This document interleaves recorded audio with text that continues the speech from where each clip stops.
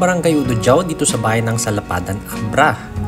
Mahirap man itong abutin, may mga nakatagong ganda naman na masarap baybayin. Sa ating episode ngayon, ating pasyalan ng pinakaliblib na sitio ng Salapadan. Sitio Mabungtot! Woo! Ang Sitio Mabungtot na kung saan matatagpuan ang nakakabighaning Panaklisan Falls. Kakailian Ken Papagayam, welcome to Taga Cordillera episode 37.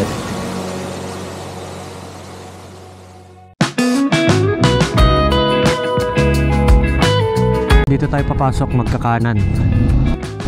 Ito yung scenic na part ng Lagangilang eh. Di ko alam kung anong barangay to. Ayos. Ganda ng kalsada dito papuntang Butabusa area. Bulinay, Lagyuman, Buklok, and Salapadan, Espaltado.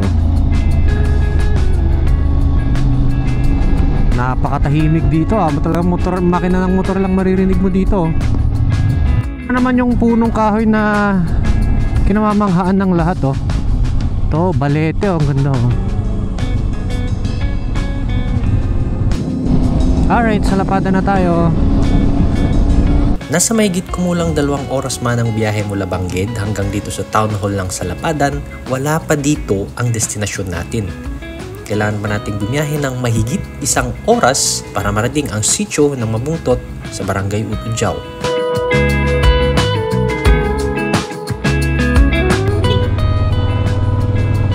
Ito yung first time na mapa-off-road ko si Bendy. Break in sa Ududyaw. Dude, this is so much more exciting than yung nag-drive ka lang sa city. My ultimate happiness. Lapit na tayo sa Ududyaw eh, mga around 5 minutes, 10 minutes.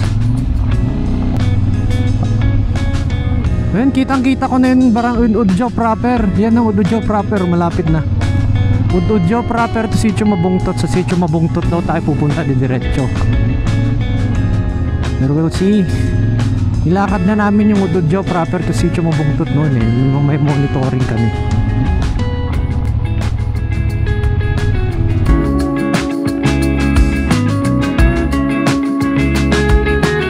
Sumangat.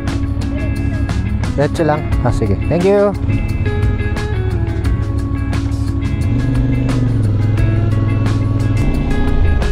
Ududyaw, Salapadan, Abra. Ududyaw proper. So pupuntahan natin sa Sitio Mabungtot pa. Let's do it. Ayan yung mga bahay dito. 35 to 40 minutes lang from Salapadan Barrio. May bago na din silang gym dito. Uy, ayos ah. Nice. Dodoble nga tayo, medyo madulas. Oh man. Diretso pa daw eh.